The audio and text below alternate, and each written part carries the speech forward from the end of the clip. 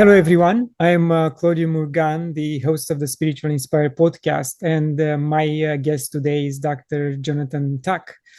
John is a holistic energy scientist who has introduced to quantum physics during his first degree.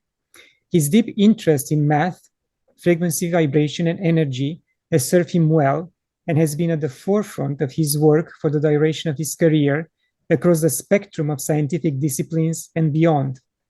He studied human psychology and thought energy and energy healing.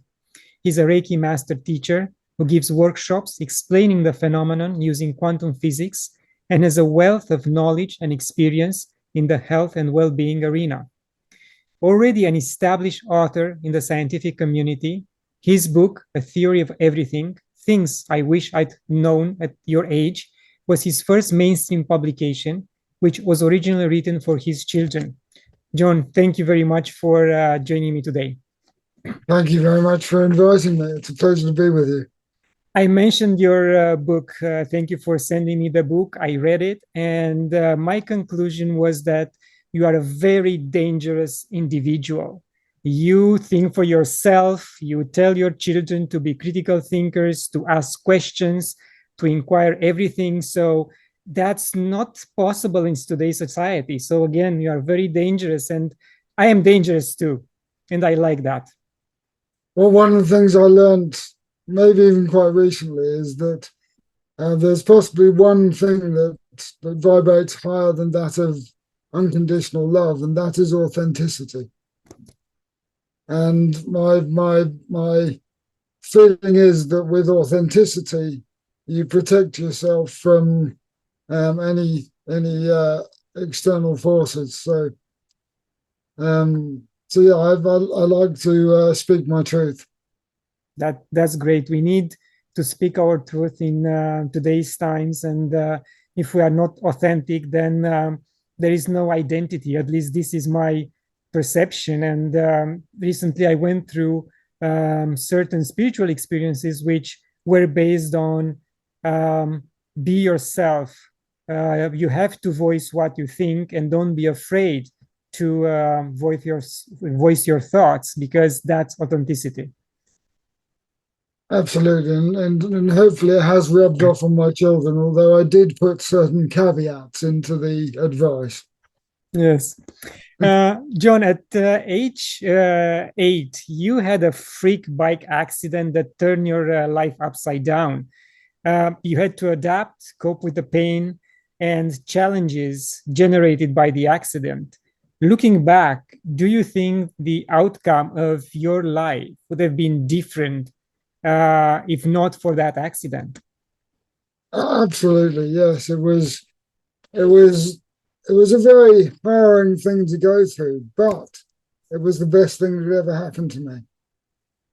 Without that experience, I would not have been given the motivation or dedication or conviction to or inspiration to study everything I have and to practice what I've learned and to question the narrative and to question everything that I was taught at school. Yes, and honestly, everything you wrote in your book is based on not only observation, but common sense, especially the subject related to health, subject related to how to interact with people. That's common sense advice, which is not being taught in schools anymore. And what I also liked about the book, that you have a list of subjects and items which schools are lacking these days, and they are focusing on easy subjects that don't bring any value, any substance to an individual. Certainly one of the things I've explained to my children is that, yes, I think school is important in so much as learning English, maths, maybe a bit of science.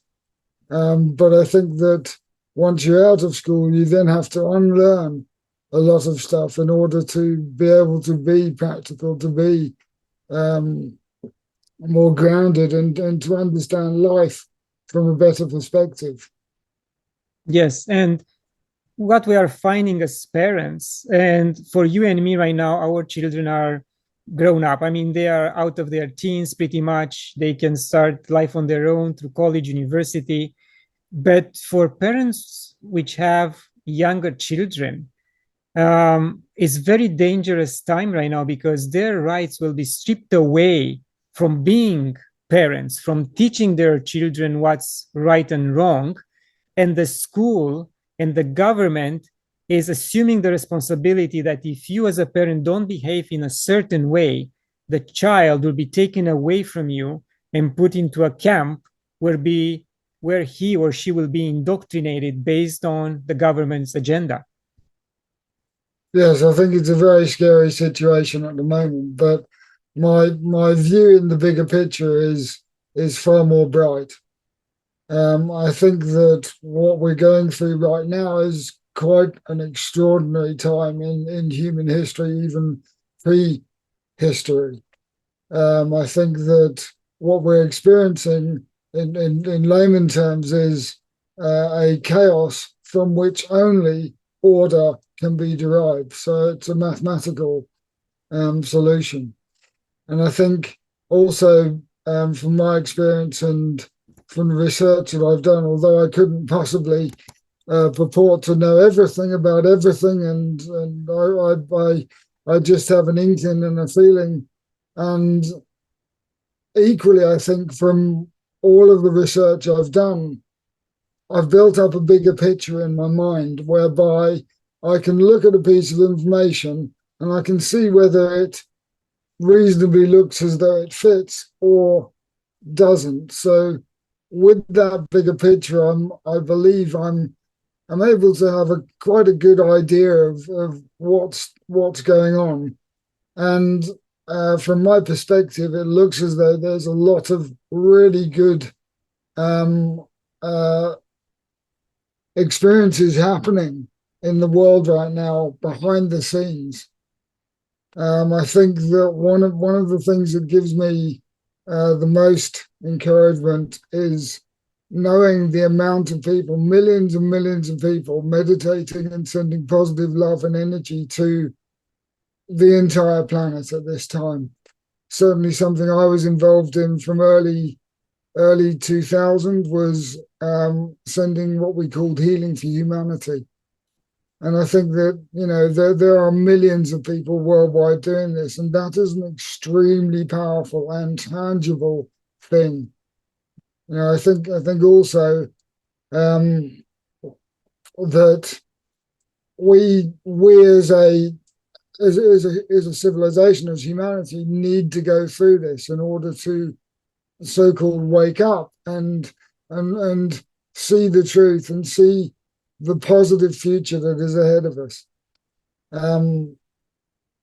So yes, it's challenging now, but I personally see a very, very positive future for humanity. Yes, and you are not the only one who sees this bright future for us. I listened recently to Marina Jacobi. She teaches about the quantum manifestation, and her numbers are somewhere between like 30% for those who are awake and are still coming out of the closet, against the 70% who are totally blinded by what's going on. And she said that the more people from the 70% will come on the other side, the balance will shift in such a way that we're going to be able to create our timeline, a positive timeline for, let's say, the 5D Earth. And that's important for us to spread this message, have people listening to it, and get their common sense reignited. Yeah, I think absolutely. And I've heard similar figures for some time now. But one thing again, which gives me a lot of confidence, and I'm not an authority in saying any of this. I choose mainly what resonates with me and what fits into the bigger picture. But as I understand it, the frequency of the energy surrounding the world and indeed the entire universe has been increasing almost exponentially since about 2012.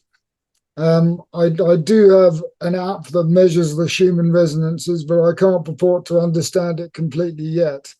But I take that as a positive thing, and I'm extremely energy sensitive. I'm extremely energy sensitive. It's a blessing and a curse at the same time. A blessing that I can feel people, I can feel the energy I'm working with, I can connect. I can go into deep meditative state very, very quickly.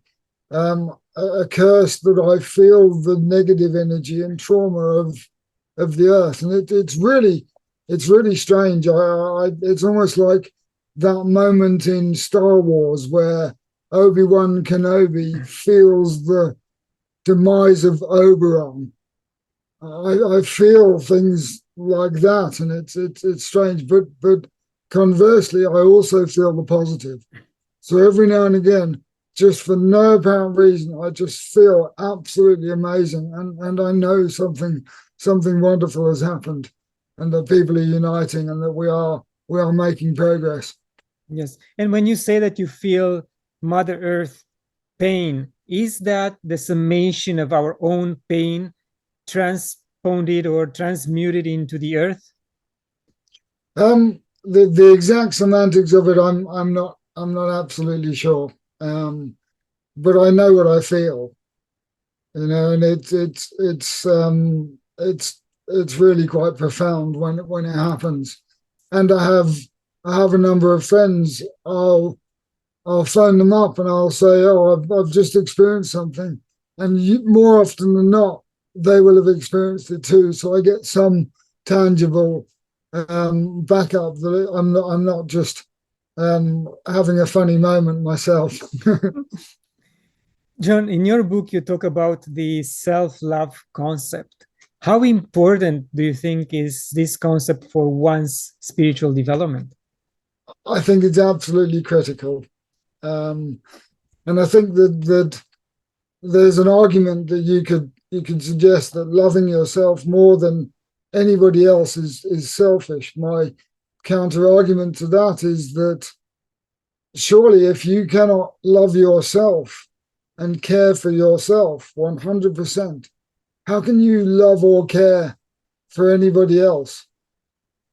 Or how can you give your best in a loving or caring situation for anybody else? I think that it's so important for people to go inside and to see the beauty and wonder of themselves, and to bring that to their surface, and that does more than that. It has multiple effects in so much as ultimately raising your vibration and therefore attracting to yourself greater and more positive things.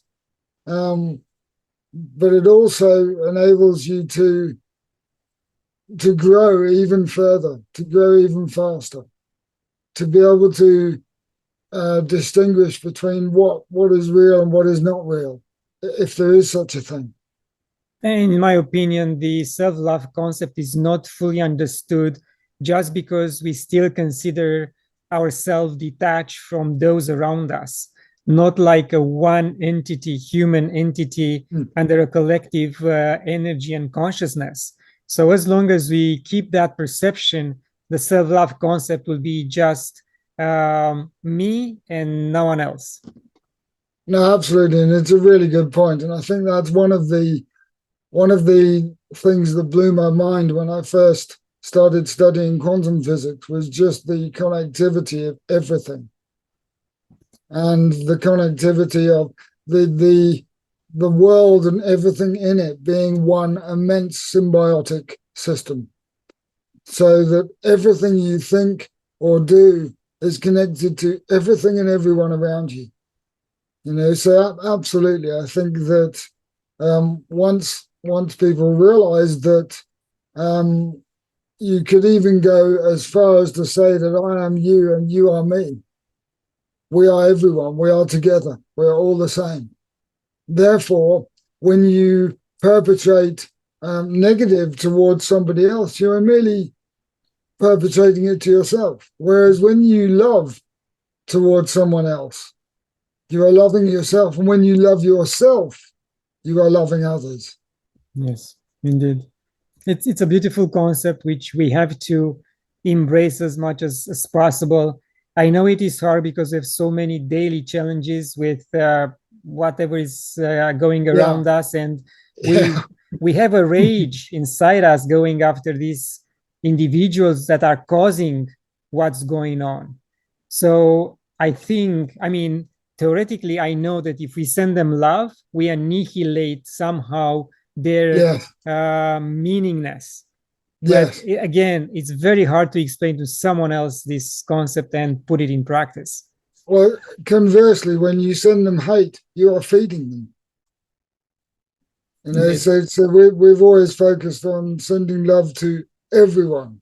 Nobody, no holes barred, you know, Yes. and everything. Yeah. John, in the introduction, I mentioned that you are a holistic energy scientist. Can you please Yeah. explain the concept?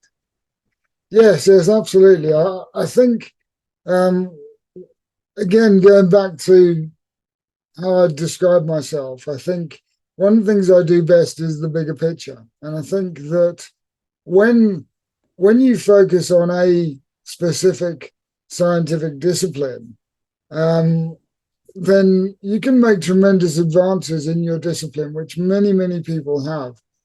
But the guys I really have looked up to and respected are those who are able to translate what they're doing in their discipline across the other disciplines in science. So I have studied, and I've studied physics, quantum physics, chemistry, electrochemistry.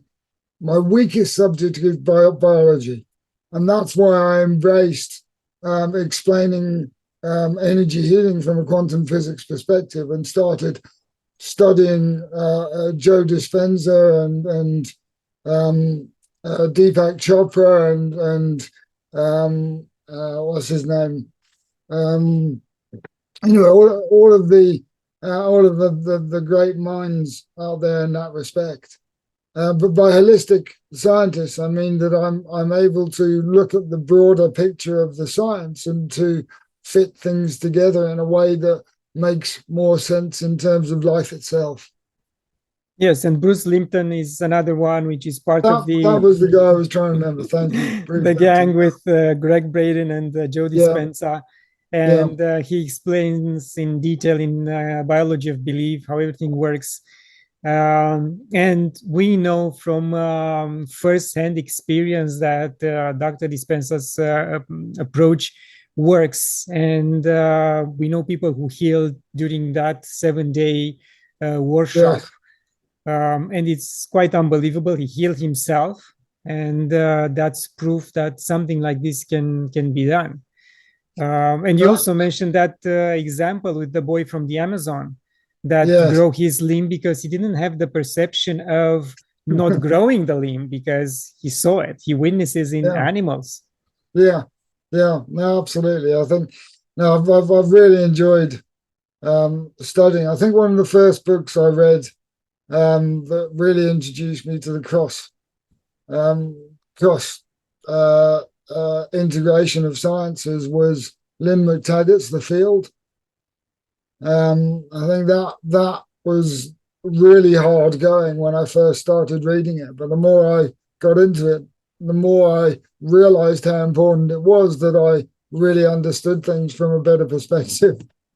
Yes, and like she talks about, as you mentioned, the field. Greg Braden talks about how we were created, chromosome 2 and 7 being mutated. And I know in your book you also mentioned about Anunnaki and all these Sumerian stories, which I am deeply involved in right now, reading Zachariah Sitchin's book. So I am familiar with the subject, and I really enjoy it. Yeah. When I first started, I wanted to write a book for some reason. I have no idea why. And I remember I was in a hotel in Dayton, Ohio, for work, And I suddenly I wasn't feeling very well, so I was stuck in the hotel, but I was suddenly inspired to write. And what I was learning about at the time, and had been for the last maybe 15 or 20 years, was all of this truths that were being brought to the surface. And the first book I considered, outside of a scientific perspective, was going to be looking at all of these truths and putting them all together and trying to make sense of it. But then I realized, as I began to research, that people had already done it. That it was already out there. So I was actually quite pleased at the time, because I think it's so important. I think, yeah, it's Yeah, and I think another interesting scientist is Immanuel Velikovsky. And if you haven't heard of him or read his books, I'm going to send them to you, because you are going to be very impressed with the stir he created in the 60s and 70s with his theories about Earth and society and civilization and everything else. And these are, in my opinion, seminal books which should be taught in schools. I've got another one which I've just read recently, which is Biogeometry by Ibrahim Karim. Have you come across that one? I don't. No, I didn't know. I don't know Absolutely him. amazing book, and every page I was wow, wow, wow. I didn't agree with everything, but in general, absolutely amazing book, and it's looking at how we can use structural geometry and architecture to harmonize the negative effects of electromagnetic radiation, and how it was used previously in ancient Egypt and in the buildings and constructions like Tartaria and all around the world previously. So I'll send that one back to you. Thank you. And for those who are listening and they want to eliminate electromagnetic waves and radiation from their environment, there are two options. One is shungite, and I listened to an interview last night between Cliff High and someone else. Perfect. Yes, you have it. Yes, this is very powerful. Yeah. And they're mentioning that the moment they have shungite in on their bodies or somewhere beside them, they can do remote viewing much easier than than without the shungite. And to give you another example, I bought recently a device to again annihilates this radiation, and I place it beside a moringa tree, which was maybe 20 centimeters high and wasn't doing very well. Now, right now, 3 weeks later, Yeah. doubled in size. So I know that the device works and radiation affect plants. I have something very special here. I have the shungite, but I also have what's called a resotone. Have you come across resotone? No. So this is a fifth dimensional consciousness device which harmonizes electromagnetic radiation in your vicinity when you wear it, and it runs itself from your energy. But if you plug that in, so you can plug it in, sorry, I don't know if you can see that, but if you plug that into a USB plug, it will then protect a 6-meter radius of the house. And I can certainly feel the difference. Like, for example, I wasn't wearing this one day and went out, and I could feel the LED street lamps. And it was a really, really nasty feeling. And I thought, well, maybe it's not that. But then I put this back on and the feeling was gone. Yes, we are bombarded by radiation without knowing, and I feel sorry for those who live along the power lines and or right beside it. They don't understand how damaging that is to their bodies. Yeah, particularly the new 5G masts. Yes. John, you are also a Reiki master. How Yeah. did this approach help with your health? Um, it was probably one of the most profound things I've ever got into in its entirety. At the time I was struggling with my health in terms of mobility and pain. But that was pretty normal.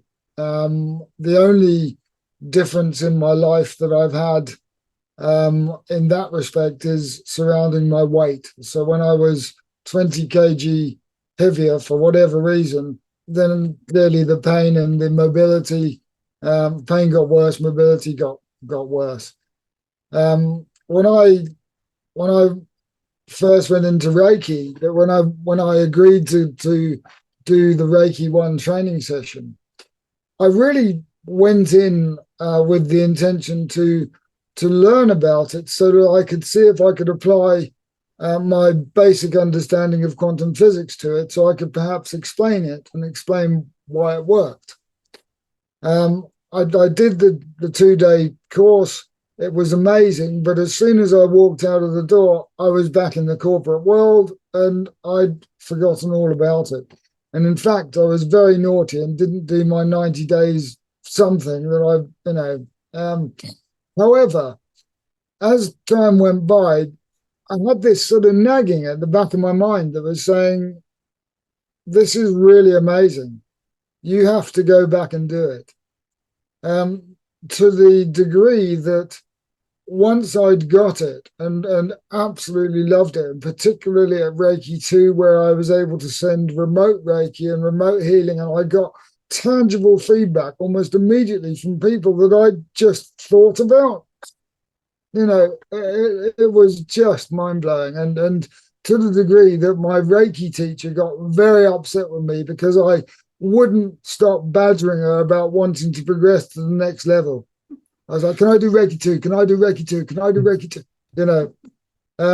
But yeah, I absolutely love it. And I love teaching as well. I love teaching Reiki. I mean, it's I always get a lot from teaching anyway. I mean, you always learn more by teaching than you do by reading books. But the magic that happens in a group of like-minded people when you're teaching Reiki is just phenomenal. And I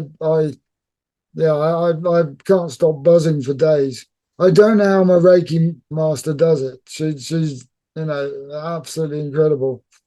Does it full time, does it 24 hours a day. I don't know how she does it, but it's just amazing. Yeah. Yeah.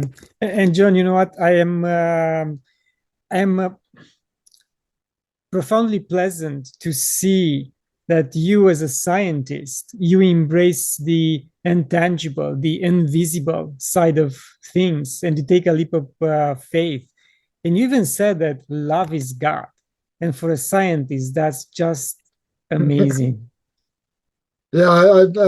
Again, I was when I first was first introduced to quantum physics. I already had a big fascination with the metaphysical. I'd already been told that I'd make a good healer, and I was like, yeah, whatever. Yeah. When I was in my late teens, but I already had a fascination. And when I first came across quantum physics and started to learn more and more about it, things started to slot into place. And it became just something which I knew was very real and I could understand it. I may not be able to explain it properly, but I do understand it and have a good understanding of how it works. And to go back to your question, which I didn't answer earlier,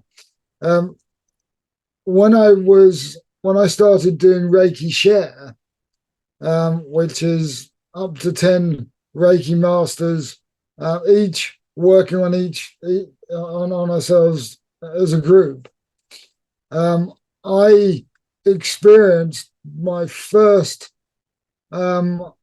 taste of being pain-free. It was just incredible. After lying on the couch with I think it was 6 or 7 Reiki masters working on me.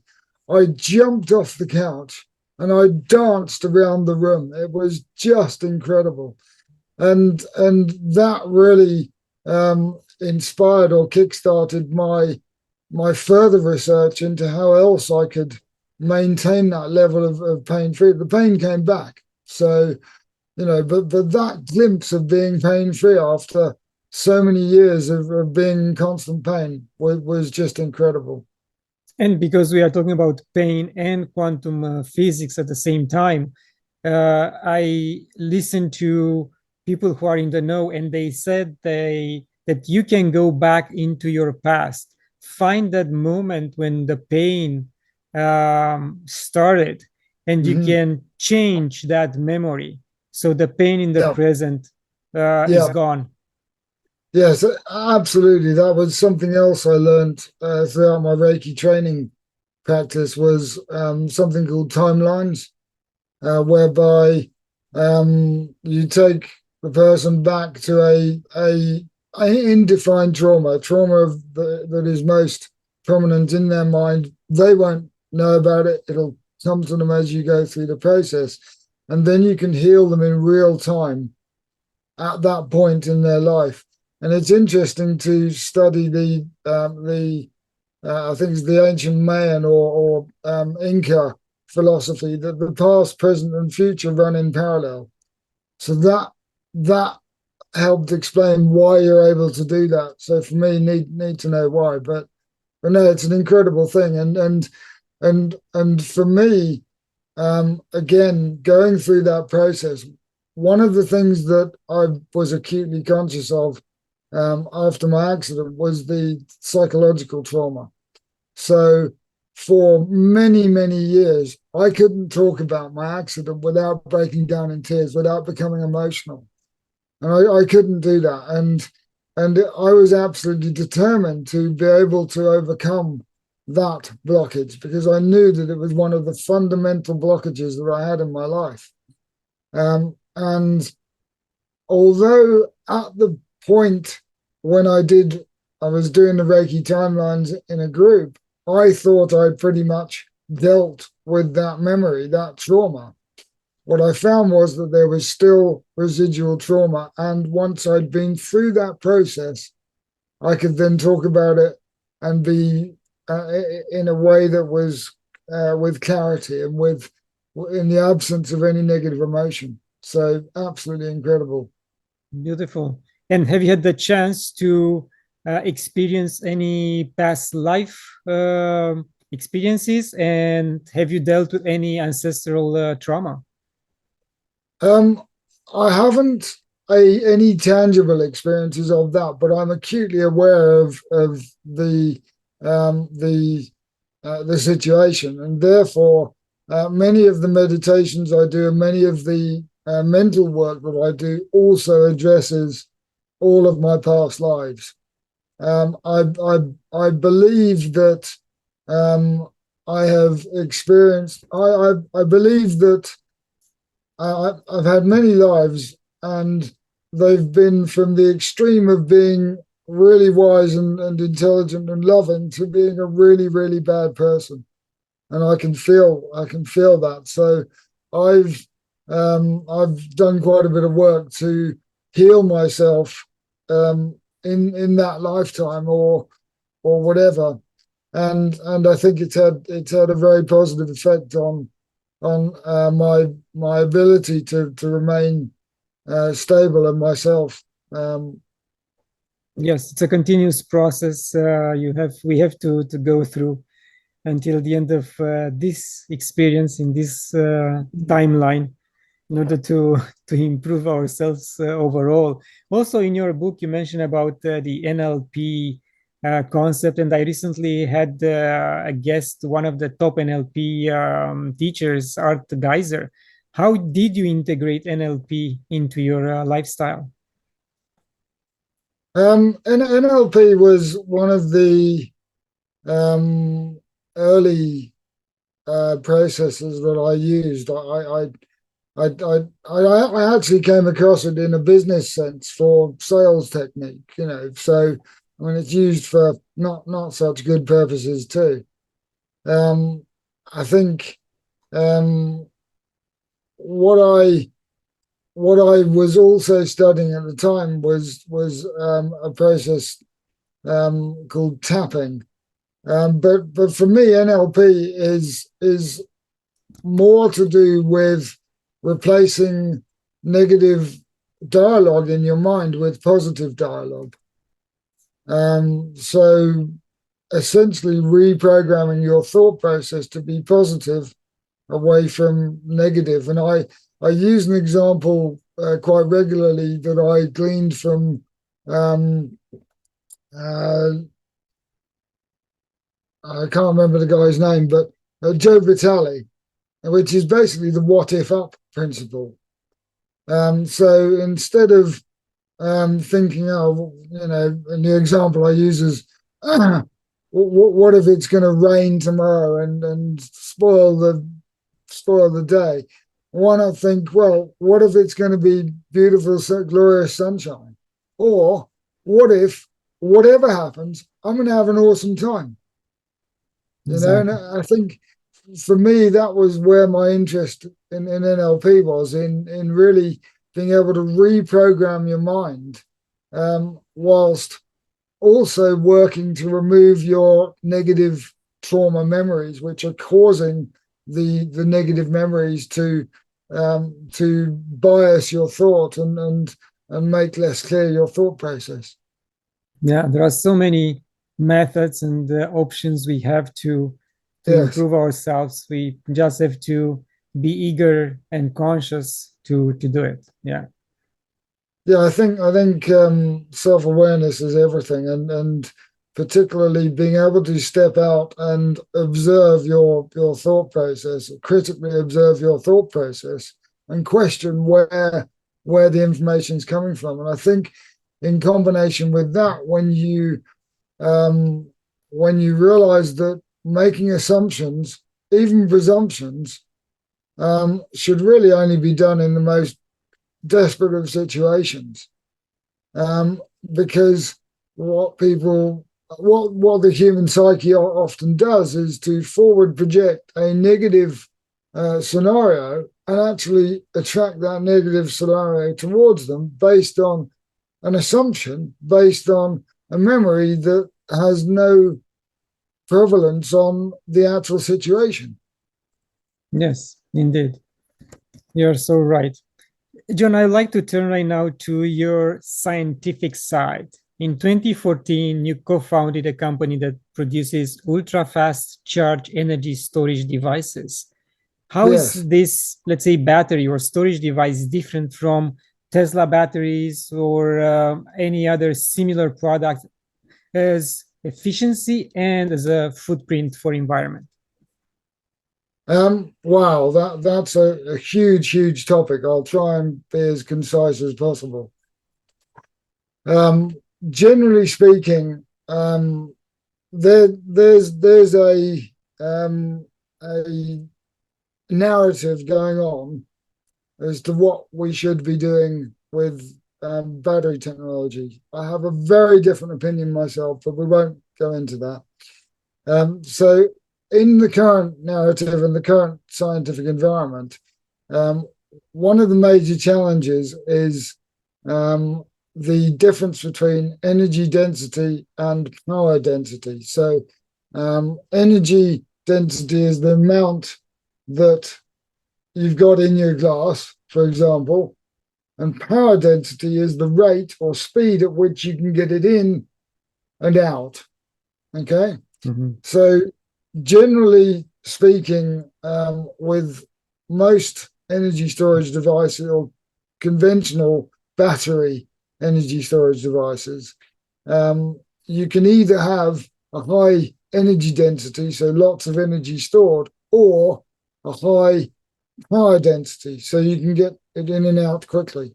So, for example, the difference between a supercapacitor and a lithium-ion battery is that a lithium-ion battery will store relatively a lot of energy, but it takes relatively a long time to get it in and out.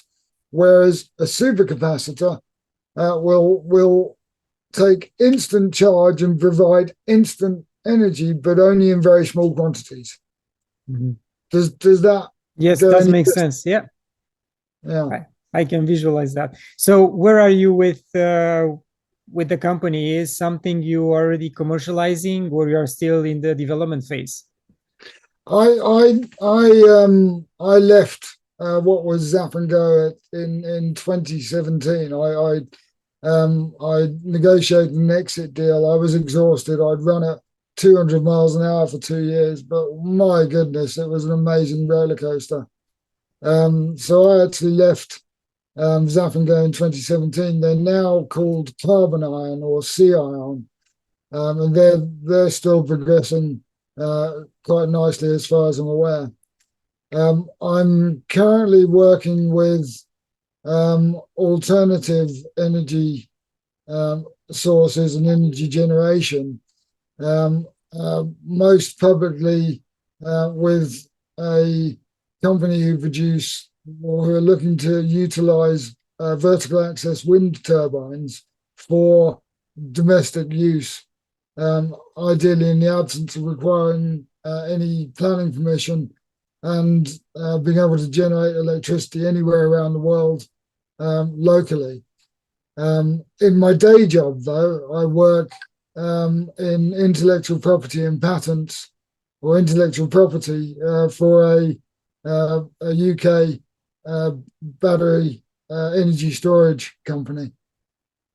And now a very serious question. Is your house energy efficient? Because I know a law was passed recently in UK, and if you don't meet a quota, you can end up in prison or get a 15,000 pounds, 15,000 Yes, pounds fee penalty.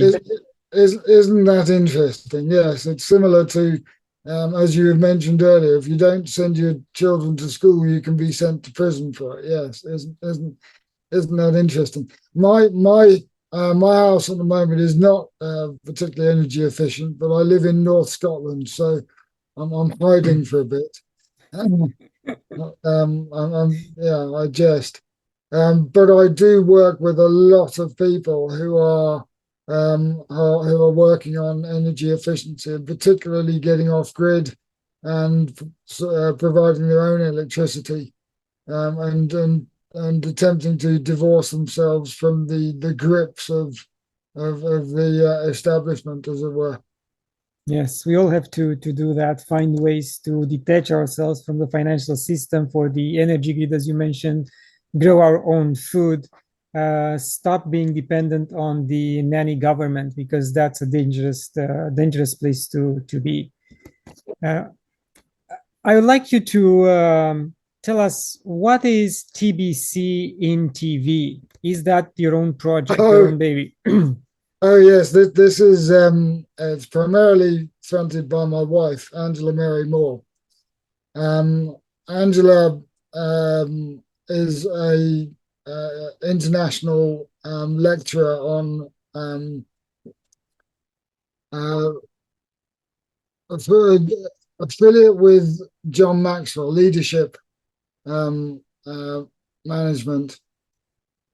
She set up TBCI and TV, or we set up TBCI and TV together with the initial idea to put together a team of people from around the world who'd be able to do what we called cell phone journalism. So actually provide unedited raw footage from whatever they wanted to present to the world. In its peak, we had about 20 people from all around the world, from Africa and Middle East and America and the UK, and all around the world, and it was a really good initiative. We're in the process of remodeling it in order to promote Angela's lectures and seminars. She's working with a lot of different countries around the world now, primarily through web application, but that's very difficult for Africa, for example, or countries like that who don't have stable or reliable internet. So yeah, TBC is a Tuck Broadcasting Company, internet TV. Interesting. I wish you luck with that project. And John, what would you consider a fulfilled life? That's a really good question. I think that for me, it's my fulfilled life is one where I can look back and say that I have absolutely followed my heart and followed my instincts and my gut intuition, and where I have put myself in a position that no matter what happens around me, I can deal with it, and I can deal with it calmly and peacefully.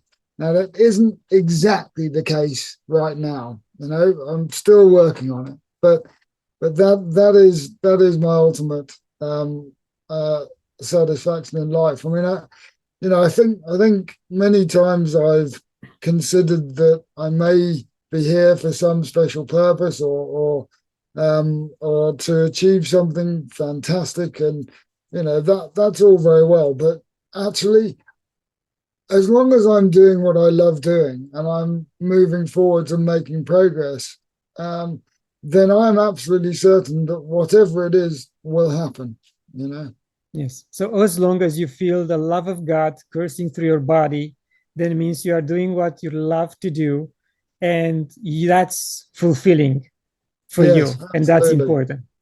Absolutely, yes. Thank you for being so honest. And because we are approaching the end of the interview, any final thoughts? No, I think thank you very much, Claudia. It's been an amazing interview. I think we've discussed some topics that I really wasn't expecting to discuss, but I'm actually really grateful we did. I think for me, what would also make me feel very satisfied about my life is to be able to help as many people as I can, who are ready and want that help. So that's my mission. That's what I want to do. Thank you. And this is a common theme throughout my interviews, that my guests want to bring new light to humanity and help as many people as possible. So once again, thank you very much for your time and for your knowledge you share with us today. Well, it's an absolute pleasure to meet you. Thank you very much, Claudia. Thank you. And to my viewers, thank you for watching. Like it, share it. Download a free copy of my book when you visit my website. And once again, we are on Conscious Awareness Network. Started 3 weeks ago. You're going to find some of the interviews there as well. And until next time, love and gratitude.